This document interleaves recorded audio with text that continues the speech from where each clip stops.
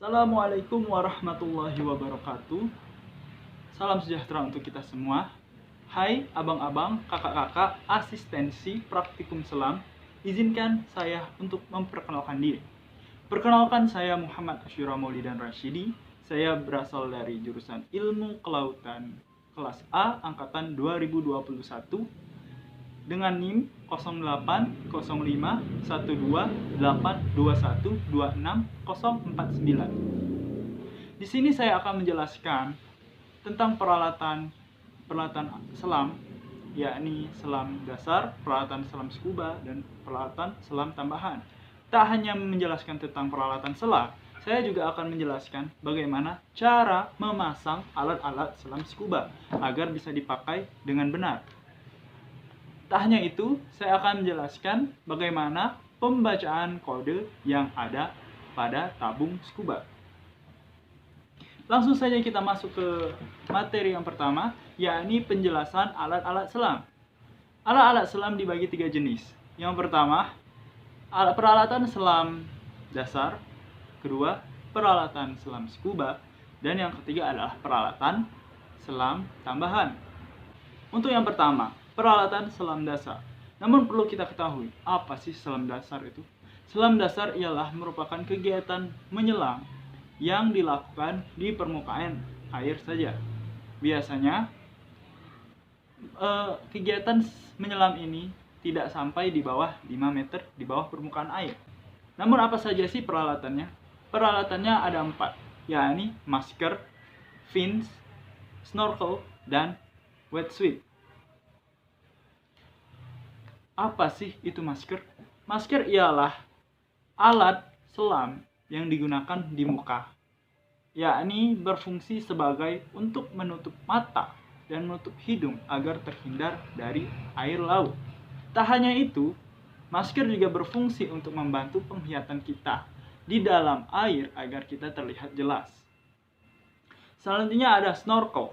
Snorkel ialah berupa pipa yang ditempelkan di sebelah kiri atau kanan dari wajah sang penyelam, yang bertujuan untuk membuat penyelam dapat bernafas di dalam air saat melakukan selam dasar. Dan selanjutnya adalah fins atau biasa dikenal dengan kaki katak. Fins bertujuan untuk kita memudahkan bergerak di dalam air saat melakukan selam dasar. Selanjutnya adalah wetsuit. Wetsuit ialah pakaian untuk menyelam, yakni agar kita terhindar dari kedinginan. Wetsuit ini biasanya memiliki ketebalan 2-18 mm untuk membuat tubuh kita tetap hangat saat menyelam di dalam air yang dingin. Setelah saya menjelaskan tentang peralatan selam dasar, selanjutnya saya akan menjelaskan tentang peralatan selam scuba. Namun perlu kita ketahui, apa saja sih peralatan selam scuba itu? Yakni yang pertama, ada Buoyancy Compensator Device atau disingkat BCD. Yang kedua, ada yang namanya regulator. Yang ketiga, ada yang namanya tabung scuba. Yang keempat, ada yang namanya wake system. Ada tambahan berupa instrumen bawah air yang terletak di regulator, yakni depth gauge, pressure gauge, and dive computer. Namun kita perlu ketahui, apa sih kegunaan dari peralatan selam scuba tersebut? Langsung saja kita simak pembahasan berikutnya. Yang pertama, yaitu Buoyancy Compensator Device. Buoyancy Compensator Device itu adalah berupa jaket yang dipasang saat menyelam, yakni berfungsi sebagai untuk membawa tabung scuba di bagian belakang ini agar dapat membawa tabung scuba itu saat menyelam, dan juga untuk mengatur keseimbangan atau daya apung kita saat menyelam dengan mengisikan udara ke dalam BCD tersebut. Dan tak hanya itu, BCD juga memiliki kegunaan untuk menyimpan sesuatu di dalam kantongnya saat kita menyelam. Selanjutnya ada regulator. Regulator ini terbagi dengan 3 jenis, yakni yang pertama first stage, second stage, dan yang terakhir adalah octopus. Kegunaan regulator ini tak lain adalah untuk membantu kita bernafas di dalam air Namun apa sih kegunaan 3 jenis bagian yang ada pada regulator ini? Yakni pertama, first stage, yaitu bagian yang menghubungkan antara tabung scuba ke second stage maupun octopus. Lalu ada second stage. Second stage itu adalah bagian untuk kita bernafas di dalam air yang dipasangkan ke dalam mulut. Lalu ada octopus.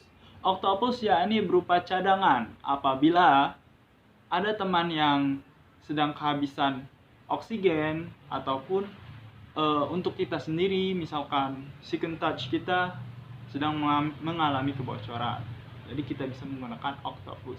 Dan octopus ini berwarna cerah agar kita mudah mencarinya. Selanjutnya ada tabung scuba. Tabung scuba ini adalah tabung yang terbuat dari aluminium ataupun baja. Kenapa terbuat dari dua hal tersebut? Karena dua hal tersebut adalah komponen yang misalkan terjadi kebocoran tidak akan meledak seperti granat. Dan juga perlu kita ketahui, tabung scuba itu berisi 80% nitrogen dan 20% oksigen.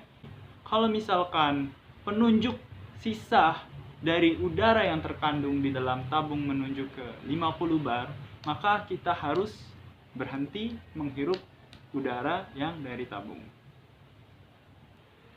Selanjutnya ada wake system. Wake system adalah sistem untuk pemberat kita di dalam air. Yakni biasanya diletakkan atau dikenakan di pinggang dari penyelam agar membuat kita semakin mudah untuk menyelam ke dasar, tidak mengapung ke atas. Selanjutnya ada instrumen bawah air, yang ini terletak pada regulator. Yang pertama ada depth gauge, yakni penunjuk seberapa dalam kita telah menyelam.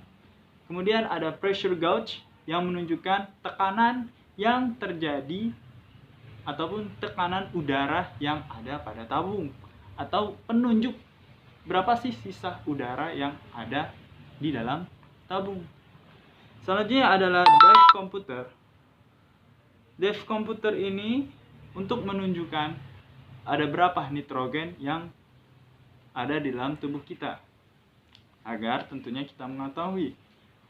Kalau takutnya saja nanti kita akan keracunan nitrogen. Selanjutnya ada peralatan tambahan. Peralatan tambahan selam ini, yakni berupa kompas, yang itu untuk menunjuk arah, ada pisau selam, yaitu ada senter selam, habis itu ada bendera bawah air, habis itu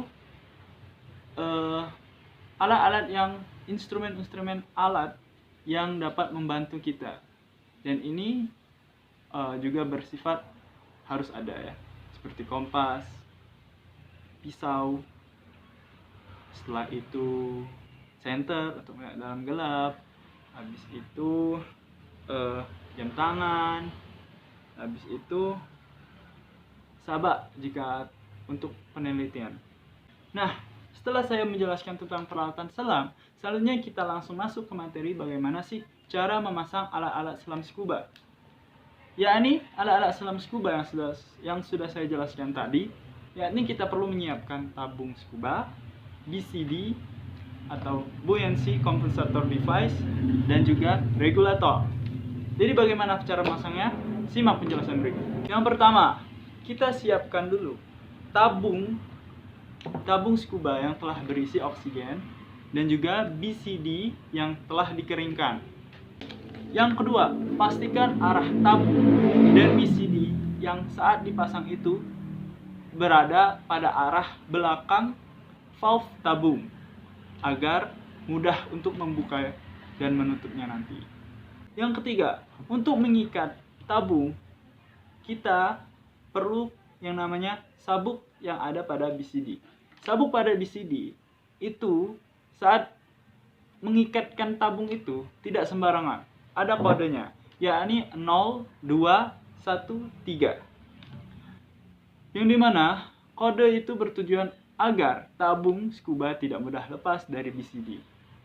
Setelah kita mengikatkan tabung dan juga sabuk yang ada BCD itu dan telah memasukkan kodenya juga, kita kunci dengan rapat seperti pada gambar agar tidak terlepas. Untuk mengecek apakah BCD dan tabung itu sudah terpasang, yakni saat kita mengangkat BCD, tabung tidak bergoyang ataupun turun ke bawah, mendosor ke bawah.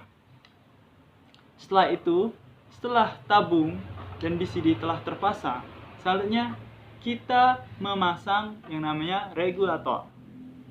Nah, sebelum kita memasang regulator, kita perlu membuka yang namanya pemutar yang ada di regulator itu, yang ada di first stage-nya, untuk dipasangkan ke valve tabung. Saat dipasangkan, kita paskan dan kencangkan, dan terus bila telah terpasang, kita putar sampai terkunci rapat. Namun jangan sampai dengan emosi, karena ditakutnya pemutar itu tidak dapat lepas lagi. Setelah itu, setelah first stage telah terpasang di valve tabung, sebelum kita membuka pemutar yang ada di valve tabung untuk mengalurkan udara ke regulator, kita perlu memastikan deep gauge dan juga pressure gauge itu mengarah ke bawah, agar siapa tahu takutnya nanti saat udara yang tersalurkan ke regulator itu mengalami tekanan yang tinggi, sehingga membuat kaca yang ada pada deep gauge dan pressure gauge itu pecah dan mengenai tubuh kita. Makanya kita harus mengarahkannya ke bawah agar kaca yang pecah itu tidak mengenai tubuh kita. Oke, setelah memastikan deep gauge dan pressure gauge itu mengarah ke bawah, barulah kita putar pemutar yang ada pada valve tabung itu berputarnya ke arah belakang sampai mentok. Setelah mentok, barulah berputar ke depan sekitar 2-3 kali. Bila saat diputar itu tidak berbunyi suara udara, maka pemasangan alat regulator dan tabung telah berhasil. Dan juga jangan lupa untuk melihat di pressure gauge apakah penunjuk arahnya sudah mengarah ke 200 untuk melihat isi dari tabung tersebut. Setelah itu, untuk mengisi bagian BCD itu tak hanya dari udara dari tabung, tapi juga bisa mengisi dari tiupan. Itulah tadi penjelasan tentang pemasangan alat scuba. Selanjutnya saya akan menjelaskan tentang pembacaan kode yang ada pada kepala tabung. Yang pertama, kita melihat kode yang bertuliskan 3ALM207. Apa sih itu? Jadi, 3ALM207 itu merupakan bahan pembuatnya yang terbuat dari aluminium. Yang sudah saya jelaskan tadi, kenapa dibuat dari aluminium? Karena di saat aluminium digunakan, saat terjadinya kebocoran, itu ditakutnya tidak terjadi hal yang tidak diinginkan.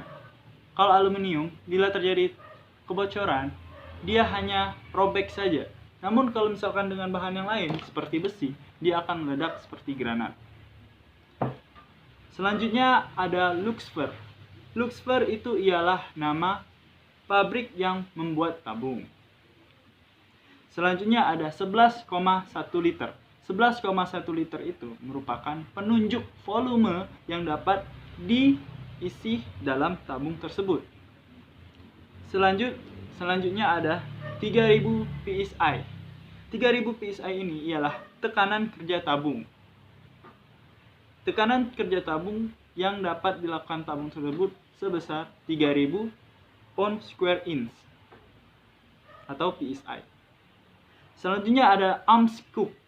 Amscoop ialah merek tabung, merek dari tabung.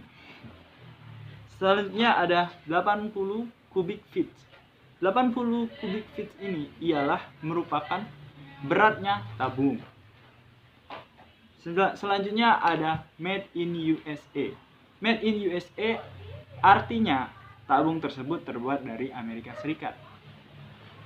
Selanjutnya ada DOT 3 AL 3000, yang dimana DOT itu merupakan Department of Rest, yang merupakan penjelasan singkat kembali tentang tabung tersebut. Yakni 3 AL, yakni tabung tersebut terbuat dari tiga bahan aluminium. Dan selanjutnya 3000 berupa tekanan yang dapat ditampung oleh tabung tersebut. Selanjutnya ada kode P3422243, yakni kode produksi tabung tersebut. Dan selanjutnya ada 07A18, yakni 07 yaitu berupa bulan dan 18 merupakan tahun, yang dimana kode tersebut merujuk pada kode tanggal pembuatannya. Nah, untuk apa sih tujuan kode itu? Yakni agar kita mengetahui bahwa tabung itu 5 tahun sekali harus dikalibrasi.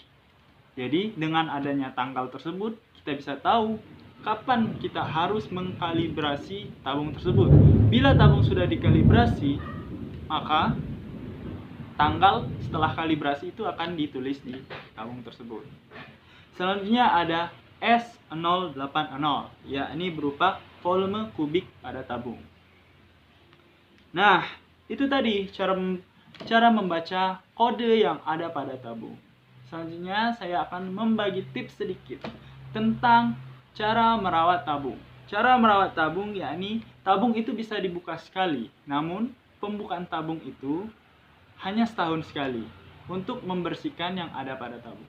Namun kok isi tabung bisa kotor padahal kan tidak dibuka-buka, padahal isinya cuma udara? Ya, karena udara yang diisi dalam tabung itu yakni diambil dari udara yang berasal dari alam. Kita bisa tahu sendiri, udara dari alam itu kotor. Kelihatannya saja bersih, tapi sebenarnya kotor. Oleh karena itu, di dalam tabung itu komponen isi udaranya itu sama saja seperti udara yang di luar. Bedanya saja di dalam tabung tidak ada uap air. Jadi perlu kita bersihkan setiap setahun sekali dan juga merawatnya dengan baik. Ya. Baiklah, sekian dari presentasi saya.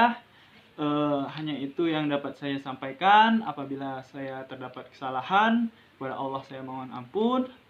Terima kasih kepada abang-abang dan kakak-kakak semua yang telah menjelaskan kepada saya, memberi ilmu kepada saya tentang peralatan selam ini. Saya ucapkan terima kasih sekali lagi. Wabillahi taufiq wal hidayah. Assalamualaikum warahmatullahi wabarakatuh.